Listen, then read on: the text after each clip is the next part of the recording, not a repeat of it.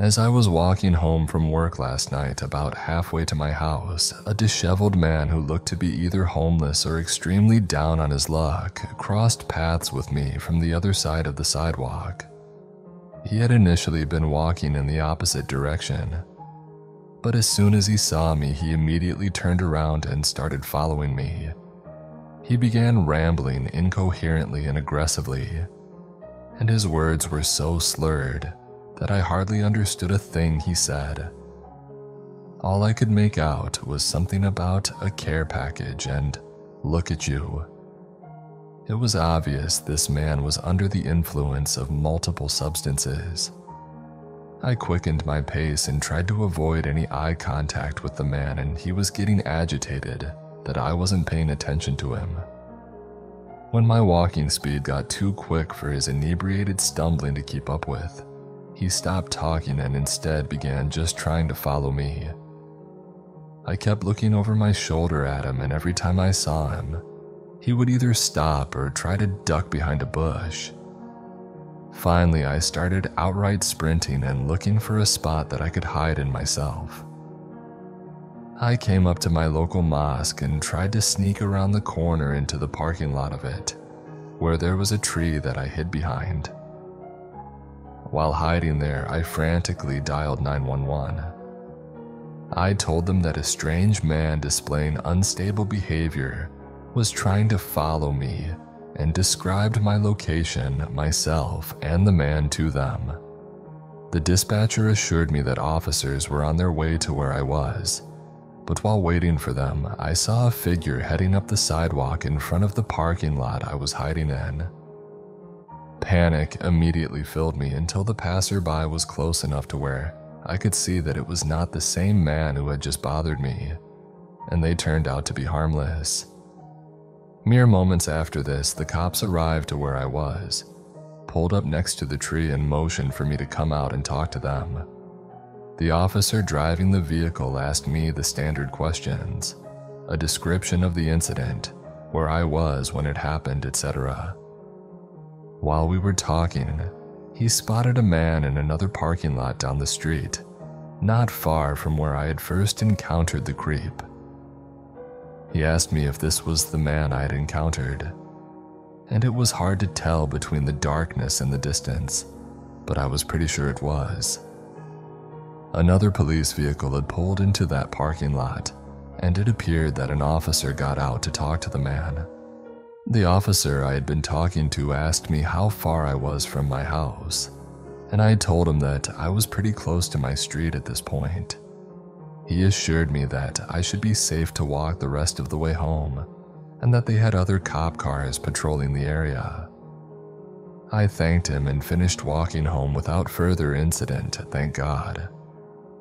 Shortly after I got home, I saw that I had a text from my boyfriend that read, "Are you okay?" The text had been sent at around the time the incident was occurring, as if he could sense I was in a fearful situation. I replied back, telling him what had happened. He told me that he had gotten yelled at by a homeless man earlier too. I described the creep I encountered to him and asked him if he thought it was the same guy. He said he didn't think so. We also had a brief phone call to make sure each other was okay. I let him know that I was home safe, and he told me he was in a vehicle with a group, so he was safe too. I don't know what the cops ended up doing about the man, but I hope he stays as far away from me as possible. This week has been hectic. My 3 kids have the flu. Oldest was first, then my younger 2 caught it. After a visit to the clinic, I was heading to the CVS down the street from our house for their prescriptions. I decided last minute to drop my kids off at home with their dad so they could rest, and I could go inside the store to pick up some Pedialyte. I consider our neighborhood to be safe. I've taken walks after dark and never felt afraid. Most of our neighbors are older folks who have lived there over a decade. When I pulled up to the CVS, I parked on the side parallel to our street. It's darker on that side, but the entrance is right around the corner and well lit. There was a man standing outside. He walked in front of my car and I could hear him talking, but my music was kind of loud. I figured he was on his phone or something. No real red flags yet. My husband called me as the man walked back towards the corner adjacent to the entrance. I got out of my car still on the phone, telling my husband, yeah, kiddos have the flu, I'm picking up medicine at the CVS and so on. In a very pleasant voice, the man says to me, "Hey, I got a question for you. You know where Main Street is?" I, assuming he is asking for directions or the location of something, tell him I do. I'm still holding my phone to my ear. It's in a bright pink case, so I'm sure he could see it. Now this man is standing directly in front of me. There is a pillar and a trash can behind him. Around the corner is a propane cage and a red box against the store's wall. Getting past him would put me in arm's reach. Next, he asks for a ride there, to a homeless shelter. It's very cold outside and he doesn't want to freeze. I empathized with him but said I couldn't. I offered to buy him gloves and or a blanket and to ask if an employee in the store could assist in finding him a ride. Sweet baby Jesus, this guy's face instantly changed to pure rage, then right back to pleasant. Well, you know what happens to homeless people stuck outside. You're going to help me. It's right down the street. I'm standing there unsure what to do. My husband is on the phone asking what's going on. I gently tell the man that I don't feel comfortable doing that and that I have the flu, I don't. And my husband is on the phone with me. I don't care about the flu. Now he's getting more angry and not moving away from my route into the store. I didn't want to turn my back on him to go back to my car, which was several feet away in the dark. While this guy is glaring at me, I decide to quickly walk past him. I had my mask from the clinic in my jacket pocket, so I pulled that out and held it in front of me while I moved towards the trash can. He looked disgusted, but kept telling me I need to give him a ride. It's right down the street, he insisted. But I know where that street is and it's not as close as he says. He tried to guilt me and his words felt threatening, but he didn't actually threaten me verbally. Once I was around the corner, I rushed into the store straight to the pharmacy. My husband said he's calling the police and he heard the way the man was talking to me and said to stay in the store. My knees were shaking. I'm not usually the type to be so afraid when confronted. When I got to the pharmacy, I interrupted the pharmacist and a customer, apologizing, then told them what happened. The pharmacist sent the store manager out. Tall guy with a long beard, it looked like he doesn't take a crap from people. The police had already arrived. The man was told to leave, which he did momentarily. He came back inside the store yelling obscenities and something about me. Now the store manager has told him to GTFO. He's trespassing on the property. The cop came back to talk to me and told me she has arrested him many times. He's loud and likes to yell at people, but he isn't violent. The pharmacist had me hiding behind the screen where they give vaccines and left the half door to the pharmacy cracked open in case I needed to get out of there. The cop had also told me this guy's first and last name, as did the store manager. Is that normal? The prescriptions are finally filled and I leave the store. The police park next to my car to keep an eye on me. Oh, and the man refused a ride from the cop to the shelter. Later, I looked him up. His name is unique, so he was easy to find online. Surprise, surprise, and he has a long record spanning 3 states and several counties. Tons of public intoxication charges, DWI, urinating in public, assault and battery, and indecent exposure. I also looked up the homeless shelter. Yeah, as I thought, there isn't one where he wanted me to take him, but that area is super sketchy. Earlier today, I went to the corner store across from the CVS and told my friend, the overnight shift employee, what happened. She kicks him out of the store and calls the police every time she sees him because he yells at and threatens customers, but he always takes off before the police arrive. I know I could have handled that better. I was blindsided by his instant shift from pleasant to filled with rage.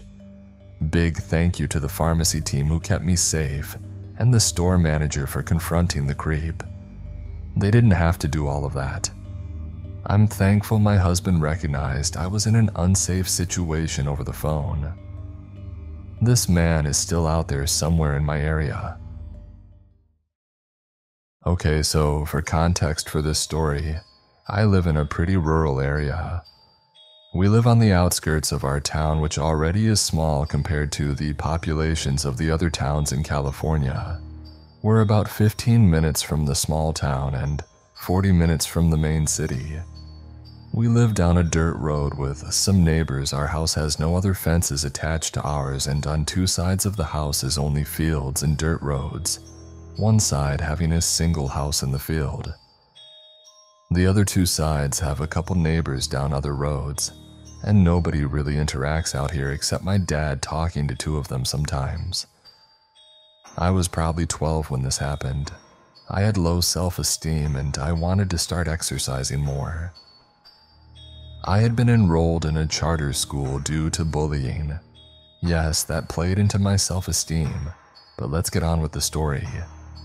So I didn't really have many ways of exercise besides a treadmill that we owned. I wanted to start getting fresh air too, so my mom suggested that, since we live out here, that it would be peaceful to take walks down the back dirt road. I agreed, even though I was stubborn about it half the time, but we began walking and usually would go in the mid to late afternoon, when it would start cooling down outside but was still light. In case it got dark, we took our flashlight too. Being out here, it was notorious for stray dogs to sometimes make their way out here, and we would carry pepper spray and a mini bat just in case one got vicious. However, a dog will play into this story. One day, me and my mom decided to go on a walk in the later afternoon. So me and my mom took off and started walking down the road.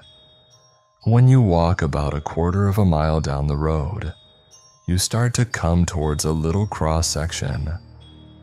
There's a road going left to the highway, a road going right to the neighbor's house, or the road goes straight down to a utility road. Me and my mom discussed walking down the utility road to get a good walk in since it went on for a while. When we started getting to the crossroad, this dog came out of literally nowhere. We were looking at it and it was in the center of the roads, staring at us. Me and my mom looked at it and my mom said that she got this feeling in her stomach that we needed to turn around and walk home. So she grabbed my arm and started leading me back home, and then let go so that we could walk. We were in the midst of walking when she looks ahead and stops to stare at something. I ask what she's looking at and she points. A white car pulled up to our fence and quickly backed up and shot down the road on the side of our house. Mind you, nobody ever goes down this road except one old man that we know. Anyone else who does usually is scoping out my dad's tools to steal. My mom said she felt a bit uneasy because of it and pulled me to the edge of the dirt road almost into the field. The car had driven to the highway and left, or so we thought. We continued walking back to our house when this car comes back and drives down the road we were walking alongside. I caught a glimpse and it was this smaller white car with black tinted windows that you couldn't see through. My mom instantly got a feeling of impending doom and pulled me into the field, not too far but far enough. We kept walking through the field towards our house, getting closer now when this car comes back down the road. My mom stops me in my tracks to see what the car is doing, and it drives back to our house and starts driving around it super fast. For context, we have a random road and area that goes around our yard on our property. My mom waits until the car drives back down the side road and she tells me we need to start running. So that's what we did. We started running through the field, getting to one of the little sections near my yard. The car comes back and drives down the road, trying to cut us off. Me and my mom are panicking at this point and have no idea who this is and why they're acting like this. The car circles around again, and my mom drags me to further to the right, I think, of where we were and told me we're going to run down into the ditch. We get down in the ditch and the car comes back around and pulls to the edge of the ditch where we were. The front of the car was facing us, and all I could think about was if it drove down, it would hit me and my mom and probably kill us. My mom quickly put her arm in front of me and stood dead still while I was literally horrified, and dropped our flashlight and I think my water bottle. The car was getting ready to drive down where we were, and then suddenly they backed up and drove around the yard, going back down the side road to the highway. Me and my mom felt like our souls left, and she tells me to run, don't look back, and get to the front gate. I run up the ditch, feeling my heart pounding. I run around the yard and towards the front gate. Flinging I open and I started running towards the front door. I did not hear my mom behind me. I was running to the door to open it right when I looked over and saw the car coming back down the side road. I ran into the house, trying to catch my breath. I saw the car drive down the road and I didn't see my mom, so I was panicking. I ran towards the sliding glass door and suddenly my mom comes running towards it and flings it open, running in and locking it. She tells me to go lock the front door while I try to catch my breath and tell her I was scared because I had no idea where she was. She went to chug some water from the fridge and told me that when I was running, she was trying to shut the front gate when she noticed the car coming back down the road. She said she knew she wouldn't have time to follow me to the door, so she ran behind my sister's car to stay out of view of the car. And when it drove back down the road, she took the opportunity to run to the back door since it was closer to my sister's car. It's crazy to think that if we hadn't seen that dog standing there in the road and decided to turn back, that we may have been run down. Fortunately, we haven't seen the car again and think it may have just been some crazy person or druggie who just so happened to come down our road that day. My husband was at a busy market for a work event. He went to the restroom and there was a man in there. The man touched him as he passed by, but my husband thought he was reaching for something and thought nothing of it. There are some sinks, then a wall followed by the urinals. So my husband goes to the urinal, and when he finishes and turns around, this man is standing about 3 feet behind him, crouched down. "What the heck, man?" and walks back past him, at which point the man grabs his arm and says, "I could definitely take you." My husband ignores him and washes his hands. I've already told my husband this is the one time maybe hand washing wasn't necessary. As he's drying his hands, the man grabs his bicep and says, "You're built well, but I think I could take you." And my husband looks right at him and says, "Do we need to find out?" At which the man backed off and my husband left. The scenario has left me thinking for several days, and I can't shake it. I told him the next day he should have reported it. What if he had assaulted someone else? What if it was our teenage son that went in there or someone else's younger kid? What if someone was assaulted later in the day by that man and you could identify him? Am I overreacting, or do you think you should tell someone about this bizarre interaction?